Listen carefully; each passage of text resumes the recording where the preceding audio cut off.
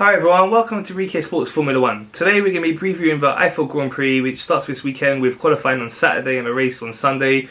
Really looking forward to this one. Before we get into the preview of the race, let's look back at the last race, which was really eventful, especially for Lewis Hamilton.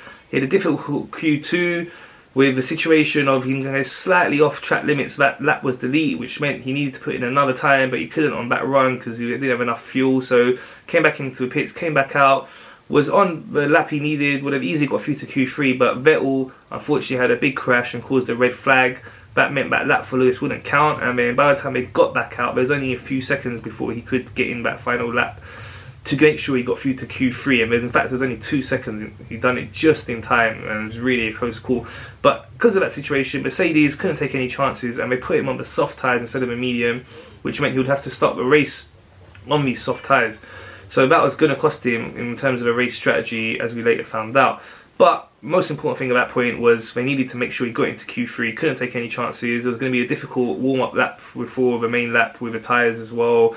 That was very short on time, so no chances could be taken, and they got him through to Q3, and he done amazing in Q3, as he often does, put in an amazing lap, blew away the opposition, well over half a second clear of Max Verstappen of Red Bull in second, and his teammate Bottas down in third. Bottas had a disappointing qualifying. He looked strong through the practice sessions, as he has through a lot of the season, but then when it came down to Q3, really struggled and was way down.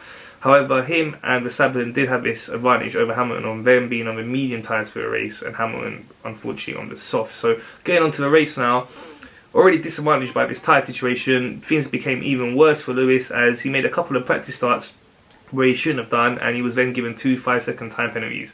This therefore meant that when he'd done his first pit stop for tyres, he would have to stay stationary for 10 seconds and then get the tyres changed and then go back out. So that was going to really cost him heavily, and any chance of winning the race he had was over by that point. So the race started, Lewis got off well, Bottas done great to get ahead of Verstappen into second, and then once Lewis pitted, Bottas was left clear and he drove a really great race, no mistakes, easily won the race from Verstappen. Lewis done well to fight back up to third. Without the penalties, he might have been able to put some more pressure on Verstappen at least, if not Bottas, but he was happy to get third in the end from that difficult situation.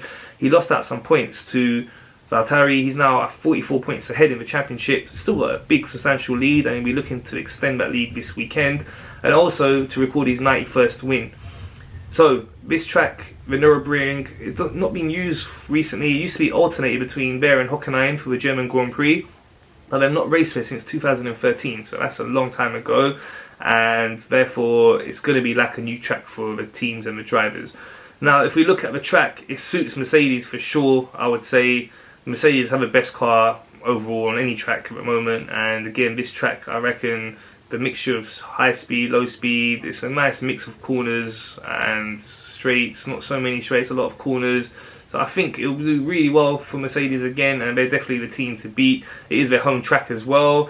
Their last race back there in 2013, before the hybrid era, they did take pole. They weren't at their strongest back then. Red Bulls were at the peak back in them days, and Vettel went on to take the race win. But now, as we know, Mercedes are on a different level to all the rest, and it should be comfortably between their 2 drivers for the race win. So Bottas has been strong during practice, and I'd expect that to continue. But when it comes down to in qualifying the race, Hamilton has been different class, and if he's on it, and I'm sure he's going to be determined to make up for what happened in the last race, he should be really on it, and I'd expect him to take pole and the race win. There is that difficult situation with the weather forecast. So at first it was looking really bad for all 3 days. As it turns out, today, Friday, has been very bad. Their first practice this morning was completely wiped out.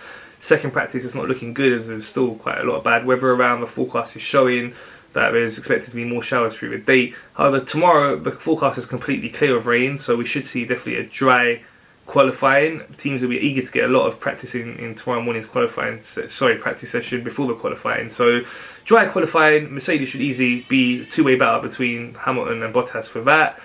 And then the race is expected to be dry, but there is a chance of some showers. They say mainly in the morning, but as you know the forecast can change, so we could see a few showers, but in the main it's looking like both qualifying and the race will be dry, so that then takes away that variability of the weather coming into play. So expect an easy Mercedes 1-2 I think in this, and like I said, I'm going for Hamilton to beat Bottas and to get his 91st win and equal Michael Schumacher's record.